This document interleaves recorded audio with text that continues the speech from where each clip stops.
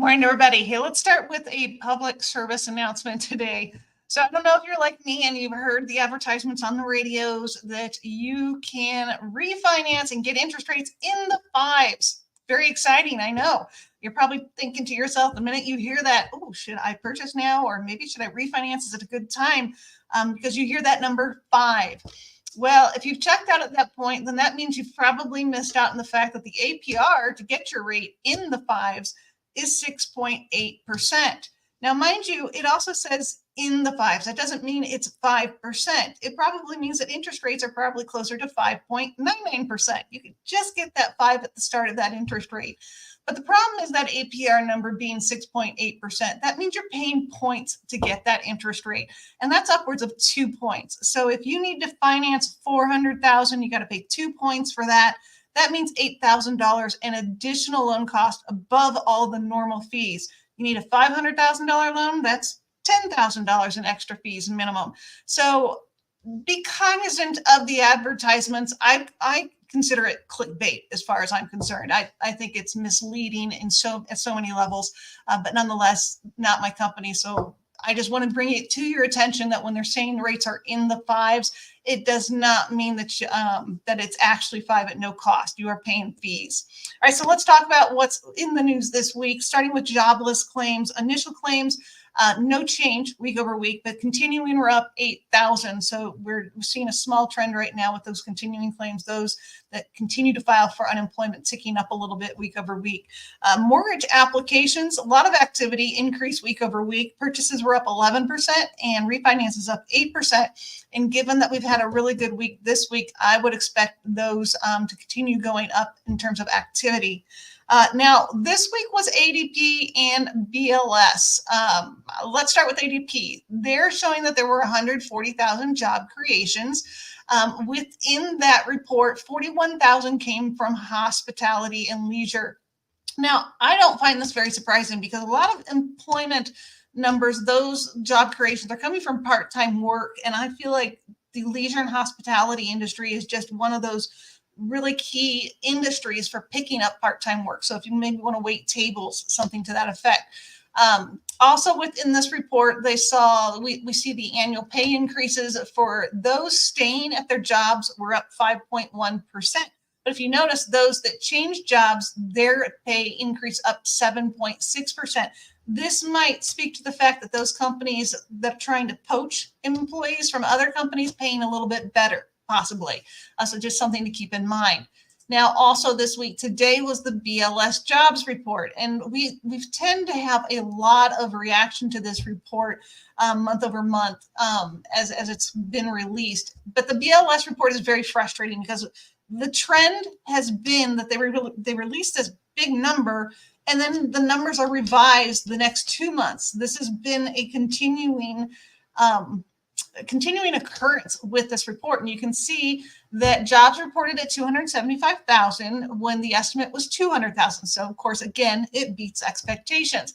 But if you look at the revisions to the BLS report over the last 2 months there, you can see 167,000 down. So January was dropped 124,000 and December was dropped by 43,000. So again, what I fully expect to happen is next week, we're going to get, not next week, but next month, we'll get the BLS report, and it's going to revise down the job creations for February rather. So, and we'll see that in 2 months in a row, probably consecutively. So just keep that in mind when you're hearing these numbers.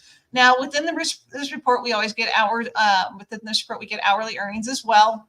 And you can see that average weekly hours ticked up just a little bit, which is good, because if the average hourly earnings ticked up a little bit, which they did, that means that that the take-home pay is a little bit better. So that's good.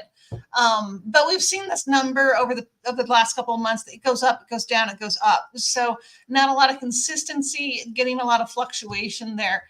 But nonetheless, nice to see that hopefully people are taking home a little bit more money, with the ability to work a little bit more each week and having their pay just a little bit higher. So good news there. Now, also within this report, the BLS report is the household survey. This is where we get unemployment.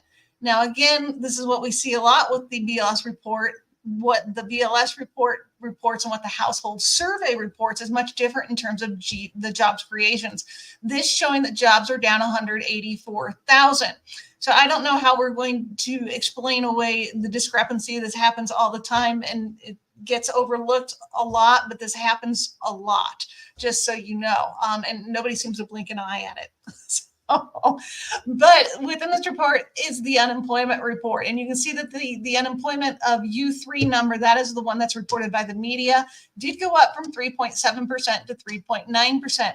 The reason is because between the U3 and the U6 number, the U3 takes out those people that are unemployed that have not looked for work for 4 weeks. So there was a big exodus in that number.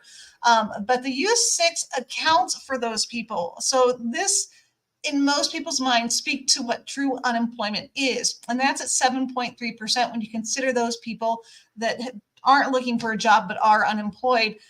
That number much higher than the U3 number, and it did tick up from 7.2% to 7.3% for the month of February. Now, also within this report, you can see that full-time jobs were down 187,000. So where the job creations are coming from are from part-time work. So you can see that was up 51,000. And if you look over the last 3 months, part-time work has been up 900,000. So very interesting to note there.